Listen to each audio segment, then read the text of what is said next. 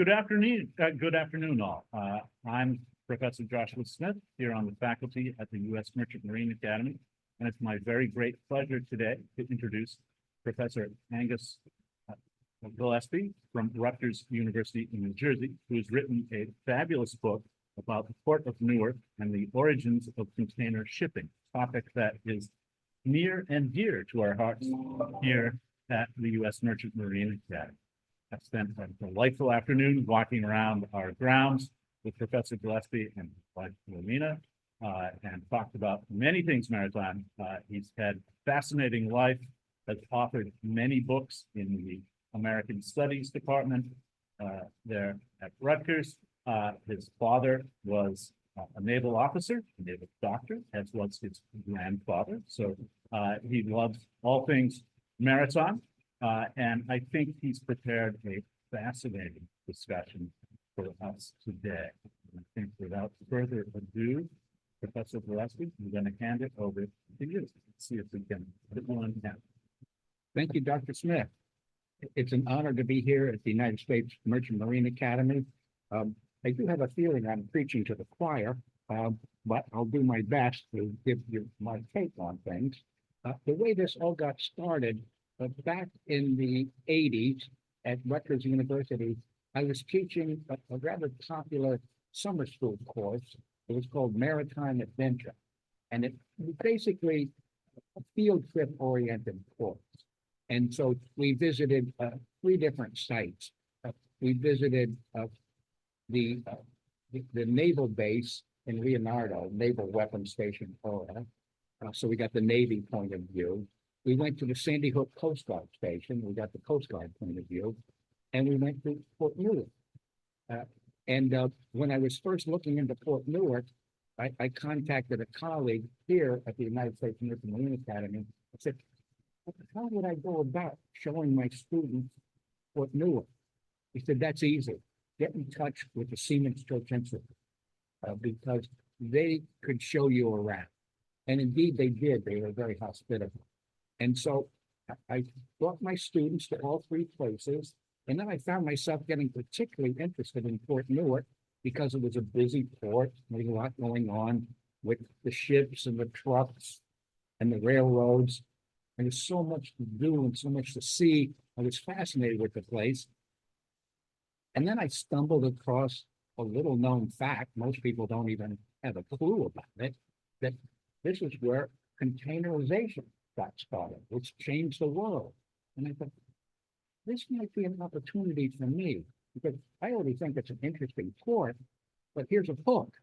It's the birthplace of containerization. And so I spent many years taking my students there. I got to know the place really well. In 2019, I approached Rutgers Kress with the idea of writing about the port with the hook that this is the birthplace of containerization. They bought the idea, we penned the contract, then along came COVID. I had nothing else much to do than write the book. And so it came out in 2022, 2 years ago. And I'll tell you a little bit about how it all came about. So here we go. I'm trying to advance this. Right?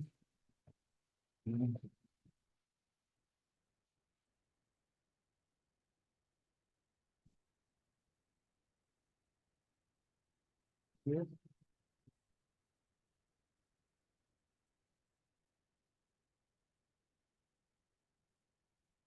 Okay. So yeah, I wrote a book about Port Newark, and Port Newark is distinctive. You know, you approach it by means of the Ambrose Channel. Well, again and again, the hook for the book was the fact that this is the birthplace of containerization. So, talking about Port Newark, you start at the Ambrose Channel, you go through lower New York Bay, you get to upper New York Bay, and then you kind of go to the left, and you go to the Kilvan Cove. Eventually, you find yourself in Newark Bay, and here's kind of the story. If you look closely at this map, you see up at the top, there's the Port Newark Channel. That's where containerization got started But where it really took off was in the Elizabeth Marine Terminal. So in everyday language, we call this place Port Newark. But to be really accurate, it's both Port Newark and Elizabeth Marine Terminal.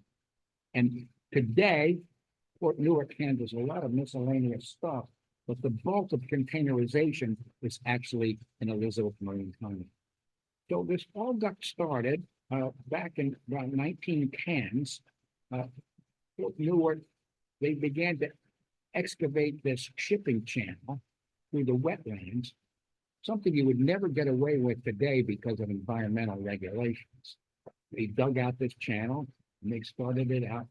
And of course, even today, the whole thing requires constant dredging in order to accommodate these big ships with like a 40-foot deep channel. The U.S. Army Corps of Engineers is constantly digging out the channel. So again, the proper name is Port Elizabeth Marine Terminal. But for convenience, I keep referring to the whole thing as Port Elizabeth. And you access it, as you can see in that golden line, through, you turn left to the Kilvan Call, you go underneath the Bayonne Bridge, and you hang a right, and you're in Newark Bay. Today, it's very busy, and we have Port Newark, Elizabeth Marine Terminal. This is as you see it from Bayonne. There's also quite a large container terminal in Bayonne. Interestingly enough, AP Moller or APM Container Port, this is a successor to Sea Land, which was actually Malcolm McLean's company. So APM is where it's the new version of Sea Land, you might say. Here is a nice aerial view. In the foreground is Port Newark. In the background is Elizabeth Marine Terminal. Port Newark is easily identified by the fact that it has so many automobiles there in the foreground. Now, make the long story short, Port Newark was kind of limping along throughout the 1900s, and there were too many easy jobs, political jobs with the city of Newark that wasn't really making money. And the city fathers of Newark, they had a lot of responsibility for streets, responsibility for education. And Port Newark was just kind of a drain on the city budget. And so there were a lot of backdoor negotiations with the Port Authority of New York and New Jersey. And in 1948, the Port Authority took over Port Newark. And now, instead of having a drain on the budget, they were able to collect yearly rental from the Port Authority for the facility. So it was a win-win situation for the city of Newark and for the Port Authority. Well, again, I'm preaching to the choir here at the Academy, but in the old days, you had to load the ship one package at a time, one barrel at a time. It was very time consuming and very labor intensive. It was very inefficient. It took a long time to load the ship. And ships don't make money when they're at the dock. They only make money when they're moving the freight. So the big breakthrough for container ships was avoiding the complex of bolus stevedoring and break bulk shipping. The conceptual breakthrough we owe to a guy named Malcolm McLean. And it was on April 26, 1956, that the first breakthrough container ship took place at Port Newark. This city, the Ideal X, that you can see a model of in Dr. Smith's museum. And Malcolm McLean, well, he had no shipping background whatsoever. He was a trucker. He was a trucker from North Carolina. And the story is, back in 1937, he was hauling a load of cotton from North Carolina to Hoboken, New Jersey. And it was bumping up against Thanksgiving. And he was third in the line unloading the truck. And he's watching the longshoremen unload the trucks onto the ships, box by box, barrel by barrel. And he said, I won't use any cuss words here. Why don't they put the whole truck on the whole ship and I can just go home? Why do I have to wait here hour after hour? It was a conceptual breakthrough. So here you see in diagram form, if you have longshoremen loading your ship, it might take a whole week. With a container ship, you could probably get by with the whole ship in about 8 hours. The turnaround is much greater. Okay, what about this guy, Malcolm McLean? He starts out as a truck driver. His parents couldn't even afford to send him to college, but they did buy a secondhand truck. And so he forms this trucking company. And over the years, he realizes there's a lot of hassles with driving a truck between the Carolinas and the Port of New York. Each state has its own trucking regulation. Particularly bad is the state of Virginia, because the state of Virginia, their legislature kind of favored railroads over trucks. And there was so much red tape and so much hassle. How can I avoid that? It should, and we don't have to go through all these different states. So he comes up with this idea how to cut costs and speed things up. And now, to be honest, Malcolm McLean himself, he never said, I invented containerization. There were small boxes of containerization. His breakthrough was to make the whole ship a box, not just an afterthought. And why did he do it? He's a trucker who was frustrated with trucks. And he saw this as a breakthrough. So how did he do it? He didn't do it all by himself. He was a very smart guy. He knew to delegate. And he hired a brilliant team. And I've had the good fortune to talk to a lot of these guys. In fact, the most fun part of my book is talking to people in interviews. And forgive me for bragging, but I think the success of this book is largely based on interviews, which is conversational. I've avoided maritime jargon and I've avoided academic jargon. I've tried to write a readable book for the armchair reader. Okay, so Chief Patlinger, what did he do? He was a specialist in truck trailers. And so Malcolm McLean said, let's put a whole damn truck on the whole damn trip. Well, Chief said, no. First, we will remove the chassis and the wheels, so we'll make it a little more convenient. And he worked out all the details of the fittings and all the hardware to make it happen. And Malcolm McLean deserves credit for going to the right guy. This guy knew all about trucks and how to put a container on a truck and make it transferable to a ship. He also talked to Charles Cushing. And again, I had the privilege of interviewing Cushing for the book. He is a naval architect. How do we adapt for ships? Well, he's very clever. If you have to build a ship from scratch, that's going to cost you a whole lot of money. Well, think about it. We're talking about the 1950s. There's a whole lot of surplus tankers left over from World War II. Let's see. We can take a tanker and we'll build a steel platform on the deck, and then we can use a crane and stack these containers, and it's cheap. We can buy these old good-for-nothing tanker ships for a song. Thanks to Charles Cushing, we now have the ships figured. But all this takes money. You need capital investment. Well, God bless Walter Wriston, because this is a young, enthusiastic banker working for the National City Bank of New York, and he inherited the job of being the investment banker for the transportation industry. Well, most of his predecessors, they just worked at the desk and made phone calls. And most of his predecessors were mostly concerned with airplanes and railroads. And they never paid any attention to trucks. That seemed like low lights. But Walter Wriston, he got out of the office and he did field work. And he said, we haven't invested much in trucking. Let me look into trucking. And he quickly learned, you want a genius in trucking, you got to talk to Malcolm McLean. And both these guys were ambitious. And Malcolm McLean shared his ideas with Walter Wriston. Walter Wriston said, you're on to something. I can lend you the money to get you started. You see how everything's coming together. It's a team. Okay. Well, so far so good. We figured out the truck. We figured out the ship. We figured out the investment. But we're not done.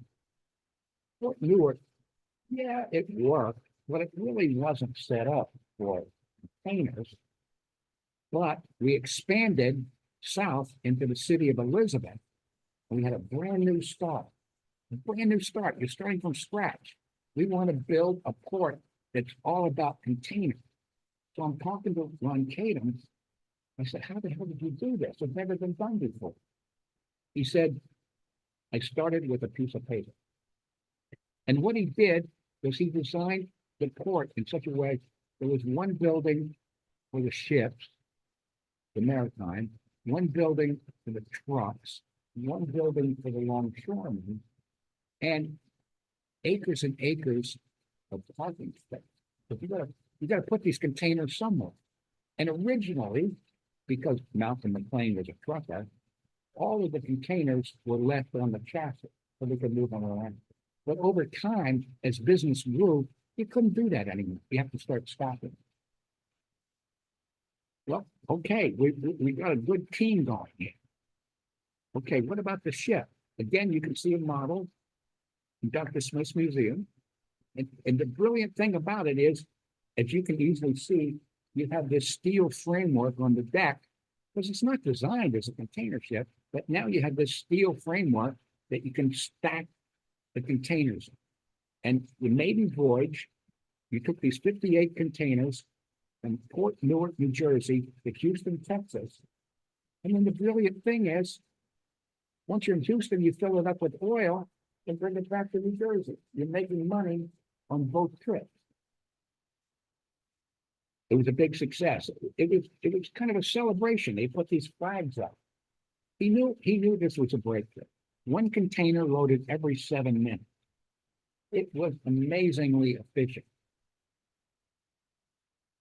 Okay. And interestingly enough, working with his experts, these are Americans. So they said, well, we need some standard sizes. We're going to make them 10 foot, 20 foot, 40 foot. These are going to be our standard sizes. Well, it's an interesting story. These are the English language measures. And we now know that containerization is international. But because it was invented here in America, everybody in the world, they don't use the metric system for containers. They use the English system. It's kind of a joke almost. Okay, so the standard ones are dropped. And today, 8 feet wide, 8 feet 6 inches tall. And once they're no longer used for shipping, I'm preaching to the choir here. Yeah, they can be used for a lot of purposes, like inexpensive housing. Okay, so the container ship, before it was slow, it was unreliable. Now we move millions of these identical containers, each full of stuff we hardly know what it is, which poses a problem for customs. How are you going to inspect all? You can't inspect them all. You have to use some intelligence to know which ones to inspect. What are the advantages? I could fill the whole hour with the advantages, but it's suitable within a country, across borders, for long distances or short distances. And you don't just dump them into the hole. You have these vertical guides so that they're stacked very appropriately. And again, you know this, I don't have to tell you, it's complicated. Where do you put these containers? You can't put dangerous chemicals next to them. The refrigerator containers need electricity. The flammable ones have to be on the outboard side. It's very, very complicated. You need computers and a pretty smart team to load the ship. Well, twist lock stacking pins. This is all very complicated stuff, and it was all patented by Malcolm McLean. But guess what? Malcolm McLean made these patents available worldwide without any royalties or financial domain. Very clever move, because now it becomes universal. It was both altruistic and selfish, because it makes his system of his very successful. Very, very clever done. It's universally accepted. You don't have to pay a royalty on the system. So it was 1962. Remember, the original container ship is Port Newark, 1956. This is 6 years later, 1962, that they opened the Elizabeth Marine Terminal. And this is really where the containers are mainly located today. So this is the southern channel, the Elizabeth Channel. This is Mayor's Terminal, which focusing on. And look how efficient this is. Look at all those railroads. Very easy to transfer the container from the ship to the terminal to the railroad. And guess what? Not only is that efficient, but with the railroad, you can stack them 2 by 2 on 2. You double it. And the train, in effect, can be any length you want. So I'll share with you a little secret that I've been talking to the people, that in general, if the container has to go within, say, a 300-mile radius of the port, probably use a truck. And that has the convenience of door-to-door transportation. More than 300 miles, you probably use a truck. It's more efficient. So how do you get there? Thanks to the Ambrose Channel, which was constantly dredged. You go from lower New York Bay, you go to the Verrazano Bridge, and then you go to the Newark Bay, you go through the Kilvan Call, you know the rest of the story. So here's a nice diagram. You go up the, what's called the North River, you know that. And then you hang a left through the Kilvan Call. You go underneath the Bayonne Bridge, which was recently raised to 215 feet tall. You hang a right, and you're in Newark Bay, and you have a choice of Elizabeth Marine Terminal or Port Newark. For Port Newark, we have a lot of stuff: gypsum, Belgian block, used cars, not so much for container. Okay, so part of it, I'm doing 2 different things with this book. Yes, the focus is on containerization because that's the book, but I also describe the port in general. And the port in general, you have these ships coming from overseas, and the first thing they encounter, or they used to encounter, was the Ambrose light ships. Well, there was a problem. Sometimes the incoming ships weren't paying much attention. It turned out that being headquartered on this Ambrose light ship turned out to be very dangerous duty, because some of these merchant ships weren't paying much attention and they got rammed off.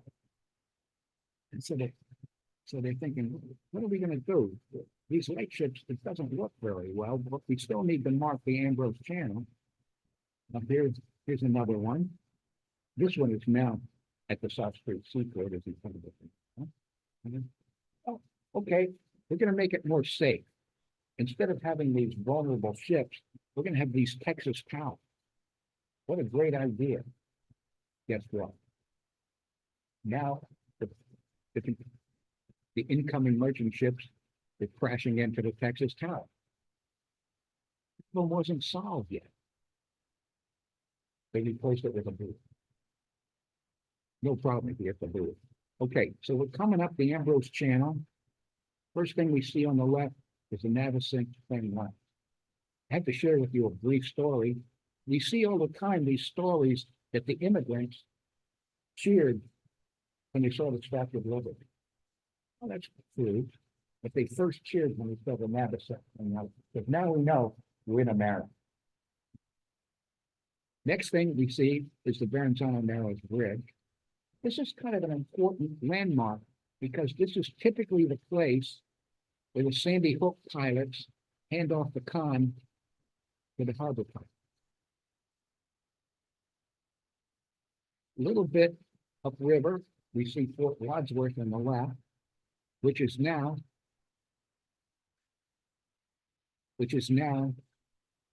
U.S. Coast Guard for communicating vessel traffic service, which is a little bit like air traffic control, but not quite so deeply controlled. Vessel traffic service tends to give advice rather than orders. They're mainly concerned, they want to prevent collisions, but they don't micromanage the pilots who are familiar with the current and the wind. Okay, a little bit further up on the left is the Staten Island Ferry. And within walking distance, of course, of the Staten Island Ferry terminal, it's a lighthouse museum, which is certainly worth a trip. Okay, we keep going.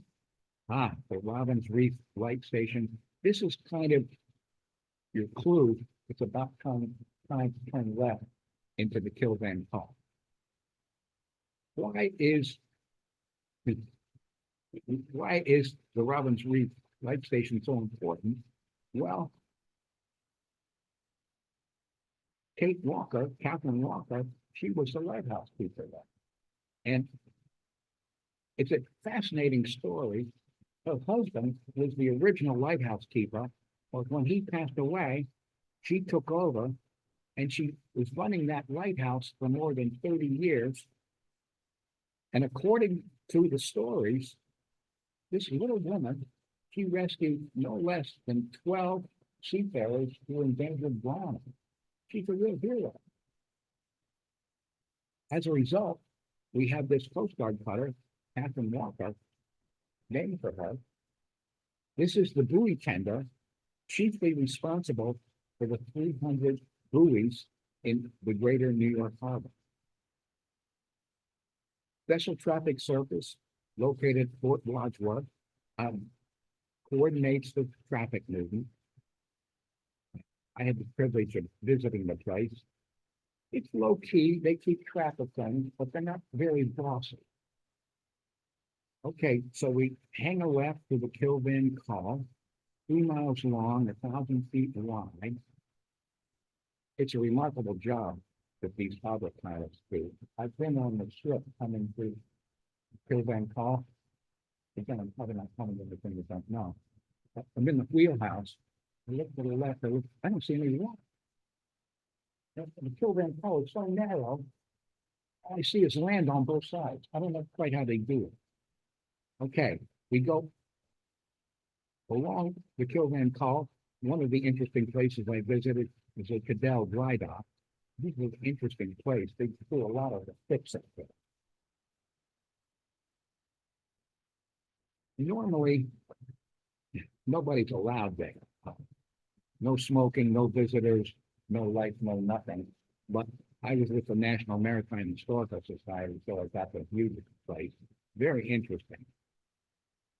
Here's one of the McAllister tugboats, which was being fixed up while I was visiting. Then we go underneath the Bayonne Bridge, which, as you well know, was raised at great expense to 215 feet to accommodate the giant container ships. Okay, so we enter Newark Bay, and now we have a choice. We can pull into Fort Newark, or we can pull into the Elizabeth Marine Terminal. Okay, so how do you get these ships in?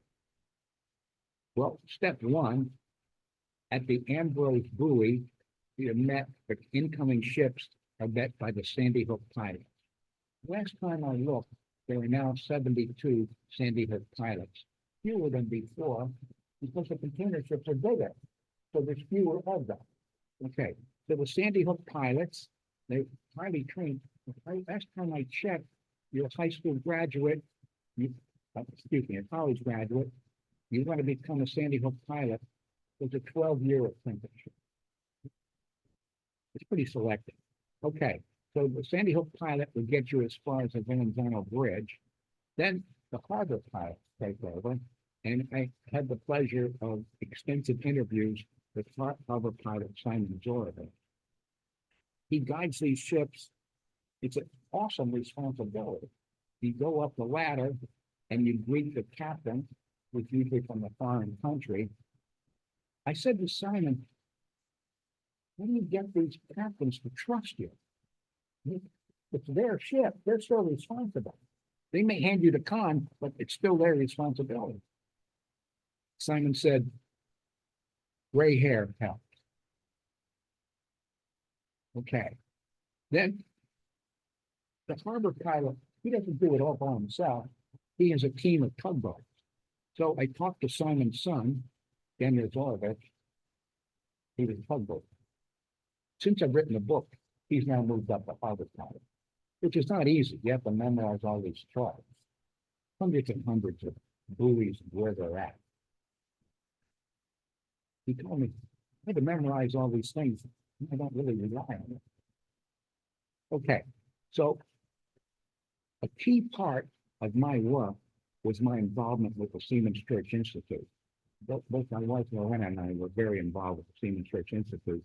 Here in this picture, you see on the left the chaplain, the Filipino chaplain, talking to the Filipino captain, or I should say master. And they do such valuable work. I don't need to tell you, because the seafarers, they're away from their family, they're away from their home. It's hard work, it's lonely work.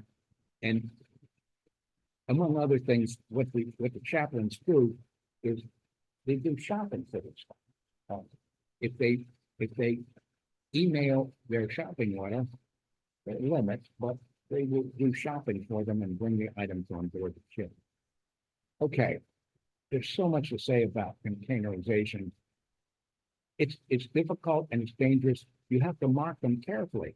And where they're marked has a great deal to do with where you put them. Obviously, the heavy ones go with the bottom. The flammable ones go where the firefighters can reach them. The refrigerator ones need electricity, and on and on and on. So the loading is very complicated. Here's a few key pieces. The cold boxes need electricity. The heaviest boxes go low. The flammable stuff away from the edges, and on and on and on. It's complicated. When I first started doing this work back in the 1980s, everything was very accessible. Nowadays, you got to have a quick copy. And not only that, in the old days, I had a camera, I could take a picture of anything.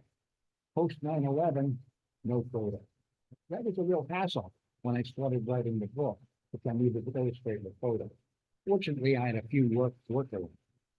The Journal of Commerce was very generous, giving me photographs without paying for it. Great photo from the Journal of Commerce. Also, Reverend David Ryder from the Seamen's Church Institute.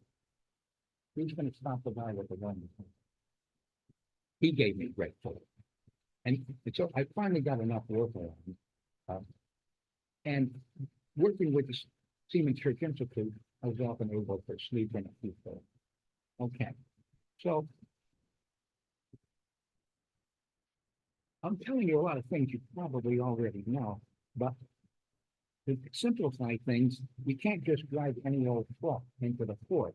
You have to have these RFID tags. So when you come through the clerk at the gate, the clerk can instantly look at the computer and see, are you bringing a new load in? Where do you go? Are you coming to pick up? Where do you go? It keeps things moving. Okay, the Port Authority Police, I had the pleasure of talking to them. They have a lot of responsibilities, and they're even counter trained as firefighters. Their job is to minimize threat. Yes, theft has gone way down since containerization. We have a whole lot less filter.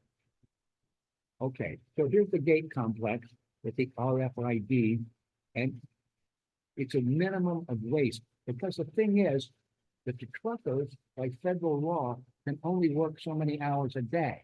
They don't want to waste their time waiting around for their turn. They want to go right where they're supposed to go. The ports do their best to accommodate the truckers. But there's a lot of friction between the trucking companies and the port over that issue. And these are not ordinary trucks. These are generally called drayage trucks, different from long distance trucks. In general, the drayage trucks go short distances from the port to the warehouse. Many of these warehouses are exit 8A on the New Jersey Turnpike. Okay, giant gantry cranes. This is how we unload the car. Again, I'm not telling anything you don't know. Recently, there's a whole lot of controversy about these. They're all made in China. Maybe they have cameras. Who knows? We got to look into it. So, within the port, you have very specialized trailers. These trailers are not allowed on highways. They're only allowed inside the port. It's called a bomb cart. And here's the deal. The crane from the container ship will take the container and drop it onto these specialized, you see those exits on the side? They just drop it like a bomb. And it's not fastened with any fasteners because it's only going a short distance. It's going to the stacks. And the bomb cart is hauled by the port hustler truck, driven by longshoremen. Again, this is a very specialized truck. It's not allowed on the highway. It doesn't have license plates. You can't drive this on the road. It's only for a short distance to go from the ship to the stacking yard. Oh my goodness. Like I said, in the beginning, these were stacked one at a time on the chassis. You can't do that anymore. The acreage is so limited, you got to stack these things. In order to stack them, you need a specialized machine. You see that in the middle there to stack these things. And when you're stacking them, it's complicated because you want to put the one that you need first at the top of the stack. You don't want the one you need first at the bottom of it. Everything is computerized. So how do you do it? You have this very specialized machine, the rubber-tired straddle carrier stack. This is the thing that stacks the container. Okay, and then you have the truck, and you're going less than 300 miles. You take this frame and you load it on the truck. And these are specialized trucks, intermodal trucks. Intermodal, they go from ship to truck or from ship to railroad, any mode. Okay, what are some of these problems? Lots of them. It's complex. And if there's any delays, it's costing money.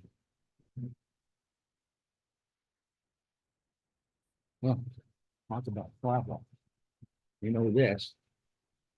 This was back in March, the key bridge project. And we now know that it's important to have some kind of protection on the piers that hold up the bridges. I looked into it. Apparently, we're in good shape with the dams on. It has appropriate protection. Fenders might have protected it. The rock wall might even be better. Who knew? Nobody was paying attention because the container ships are becoming so big. And if you lose power, and it's also interesting, in the Baltimore incident, the pilots did everything right. They phoned 911. They told people not to get on the bridge. They dropped the anchor. They did everything they could. It didn't work.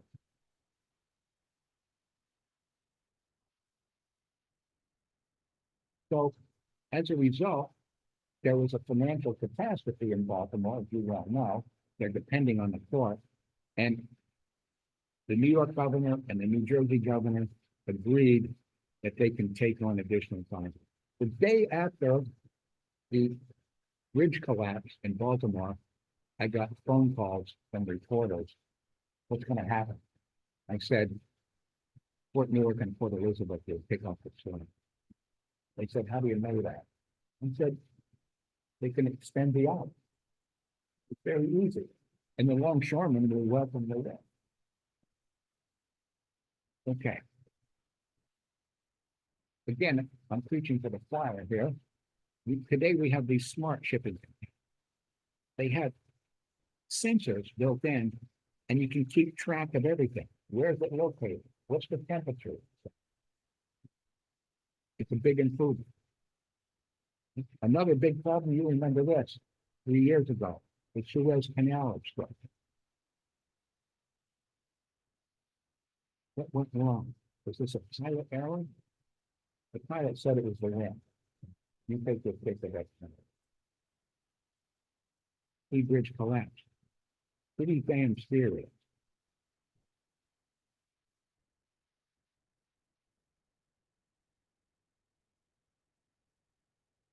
Yeah, I'm preaching to the choir.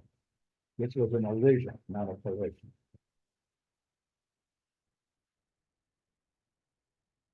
Now it happens from time to time, the container ships lose their power in New York Harbor. This one, this last month, it worked out okay. Okay, who pays for the containers off the sea? Interesting question. Basically, what happens is the shipping company that owns the ship is legally responsible, but their liability is limited by the company.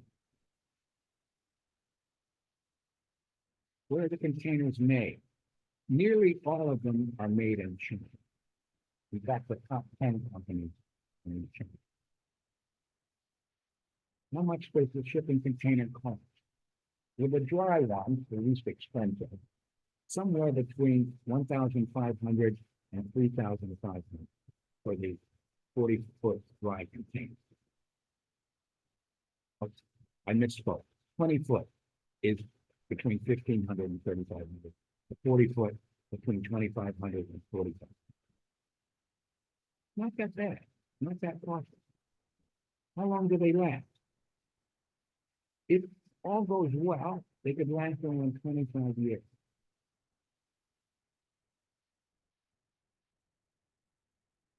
Well, they could even last between 35 and 40 years. They don't last forever. What do you do with these leftover containers? Possibility. Make a house. Okay, so what can we say by way of conclusion? They're much safer. There's a lot less filtration. What can we say? There's a lot less manual labor. But that doesn't mean that we don't need longshoremen. They still operate the cranes. They operate the hustler trucks. They operate the loading cranes. There's still plenty of work. And it's certainly more efficient. The turnaround time for the ship, only a few hours rather than a week. But there's a catch. That's part on the man. They don't get to spend much time visiting the port. Okay, so I did bring along a few of these books. These retail for about $33. If anyone wants one, I can let you have it for my cost, which is only $20. Other suggestions? We have still a few minutes left for question and answer. Not that I have all the answers. Yes. Somebody can go into the store that they can last.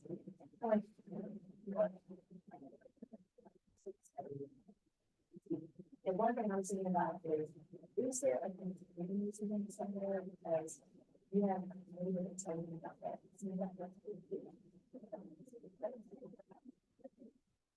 Well, the only answer I really know is Dr. Smith's museum. He has a very interesting exhibit. He has a model of the Ideal X, and then over to the side, he has 3 models of container ships that were failures. And Joshua, can you tell us about the 3 failures just briefly that they did? Yeah, so everybody likes to talk about containerization success, but there were early attempts to mix it with great boat shipping and passenger service at the same time. we had ships that did three things and used none of them as well. So you got including S-07s, we were talking about Charlie fishing, you get the King's Point along this time like that. And like a brilliant flag, different, again, very fast container ships, but the fuel bars in the 1970s, not commercially viable. And then the third model, the flash ships, where by some of the elements of containerization. But it turns out that moving barges are still much better.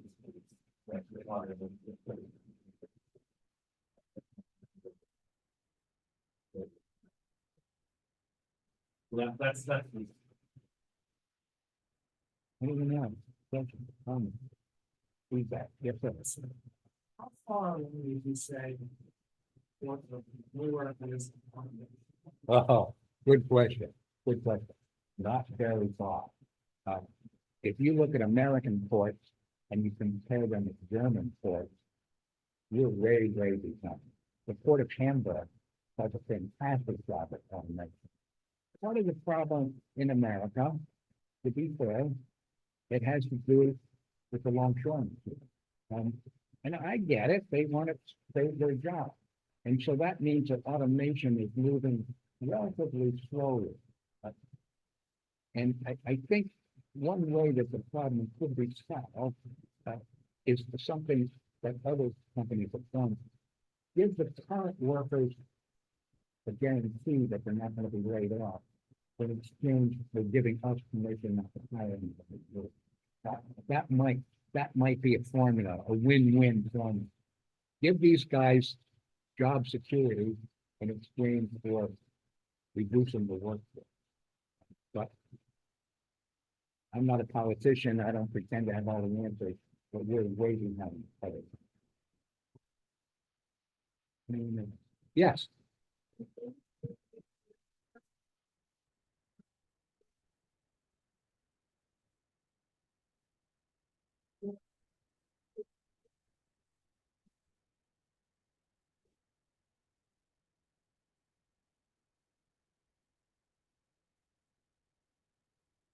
That's a very good question. It's a very good question. What happened originally was Malcolm McLean worked very closely with Ron Tatum, and he realized if this is going to take off, we can't just be running ships between Fort Newark and Houston. We've got to expand our empire. And so they were mindful of the Jones Act. So the original expansion was with U.S. territory. So we will have a port in Puerto Rico. We will have a port in Anchorage, Alaska. We see what the thinking is here. And then we'll expand to the West Coast, Long Beach, California. So that's sort of the initial Anchorage, Long Beach, Puerto Rico. And then Charles Cushing said, if we want to do this even more, let's put the crane on the container ship so we're not dependent on the port having a crane. But the biggest breakthrough of all, this was unbelievable, the Vietnam War. The U.S. Army was having a terrible time supplying its troops. They just couldn't get stuff in because Vietnam wasn't set up for it. So Malcolm McLean, partly out of altruism and partly out of business acumen, he works closely with the Army and he works everything out. They didn't try to build a port on the mainland of Vietnam. They had a kind of fake port, which is a bunch of floating piers, like barges, just outside. And he brings containers from the U.S. to these floating barges off the coast of Vietnam. And he's so clever. Normally, vendors with the Army, they want a cost-plus contract. But of course, the Army's a little suspicious of this because you could end up paying. Malcolm McLean gave them a fixed price because he wanted the job because he wanted to show how it could be done. And guess what? Everybody throughout the world is watching how this works. It's working so well. Containerization exploded after Vietnam. Every country in the world, you name it. Scandinavia, Asia, Europe, everybody wants in on it. Because Malcolm McLean proved in 10 Rand Day that it could be done. And he saved lives. You're fighting a war. You need food, you need tanks, you need fuel, you need ammo. He made it happen. Good question. You know.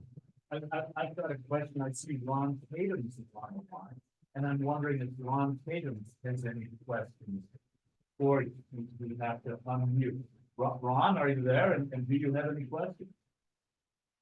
I'm here, but no questions. Angus, as usual, does a fine job of explaining in 40 minutes some 77 years of containerization. So, Ron, again, thank you for all your help.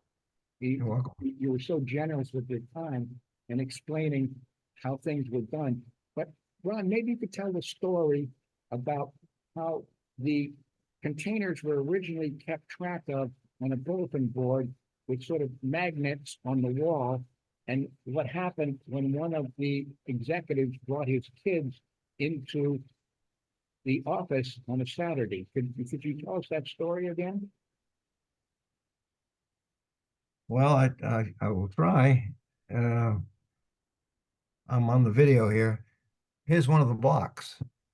Every container had a block like that, magnet, and it went up on the wall. So we, at the time in 1960s, 61, we had 35,000 containers. We had 35,000 blocks that looked like this. And we, every night, telexes in those days would come in from various ports, as well as from the ships and where they were moved, and you would move the blocks, had groups of people moving the blocks between different spaces on the boards. Well, one weekend, some fella came in with his kid, and while he was doing some work, his kids got the blocks down and put them on the floor. And when we arrived Monday morning, nobody had any idea where any container was. It was, but of course, that was in the 60s. And when we moved to Port Elizabeth, one of the first things we did was to move into, well, it was punch cards first, but started to move into computerization. And of course, computerization, all that goes with it, and containerization, they fit together very well. I'd like to press you for one more story of when containerization was rapidly spreading in the early days. Tell us just a little bit about the relationship between Malcolm McLean and Anchorage, Alaska. How did that all work? Between Anchorage, Alaska, well, it's a story. I was Malcolm McLean asked me to go to Anchorage, Alaska, because he said he bought a company called Alaska Freight Lines. He had never been to Alaska, and he bought this company. So I went up there and looked at what Alaska Freight Lines had, and of course, it wasn't anything. It was barges and tugs, and it was more or less to buy the rights to get into Anchorage. And so we made some plans. We made a deal with the Anchorage port for bringing our ship in on a preferential basis, etc. And no sooner had we done that than the earthquake, the great 1964 9.2 earthquake hit Alaska. And we hadn't had a ship up there. And I remember it happened on Good Friday. And Easter Sunday, I was in our office looking at our office building, which was going to open the next day. And Malcolm McLean was there with his wife, as I was with my wife. And he said, "Who's looking after what we have in Alaska?" Well, we had nothing in Alaska. Well, I was on a plane Monday morning and saw what was the terrible situation in Anchorage, in Alaska. Seward, one of the other main ports, was deluged with a tsunami. But the mayor wanted to say that the only berth that existed through the earthquake was the one that we had a preferential right on. And he wanted to do away with it, and I said no. And I said, what if we move the ships up? And he said, fine. And we did. We moved them up, and they arrived in Alaska for their first voyages, full of construction supplies after the earthquake, to rebuild after the earthquake. That's kind of bones of the story, because there's a lot of detail, because we had to realize that we were going to go anchorage up the inlet and through the ice during the winter, and we figured we could do that, and it was done. And that service basically still remains. It's now run by other people, but that same basic service weekly from Seattle, now from Tacoma, goes into Anchorage, Alaska. Professor Axel from the Humanities Department is asking a question, and that is, what is the next big thing in the containerization? You've shown us the past, and you show us the future. I think part of the problem is trying to anticipate problems. For example, if there's a flood, how do you cope with climate change? The increasing water level. I think that is a looming problem for the future. If the water level goes up, then you're going to somehow have to adjust the docks. And I'm not an expert, but I think as a college professor, I'm obliged to say climate change is real, and we must plan for it. And we're so preoccupied with our day-to-day problems, it's easy to defer on climate change. But we really mustn't, because international shipping is crucial and climate change is real. And at some point, there's going to be a collision.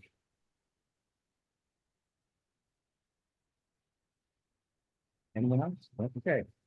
Dr. Gillespie, I'd like to jump in for a minute. Sure. I'm a member of the Committee on Community Affairs, so we help set up these meetings and speakers. And on behalf of the committee, I have a certificate of appreciation I'd like to present you. And thank you for your very informative talk. I'm a member of the choir here, and I didn't know all the anecdotes and stories that you had to tell. So thank you. I'm so honored, and I've had a wonderful day here. I spent the whole day with Dr. Smith. He showed me around the campus, and you really have a very interesting place here. I was very honored to be invited. Thank you. Thank you. I also have a couple of things I would like to present to you. One is I would like to give you my coin. This is by Several Noonan. I'm the superintendent of the Marine Academy. I'd like you to have a coin. And more importantly, I would like to give you $20 because I would like to buy a book and see if you will sign it. I'd be happy to. Yeah. Wow. And I do think the mayor of Newark should consider opening a container museum in his city, because that's one of the things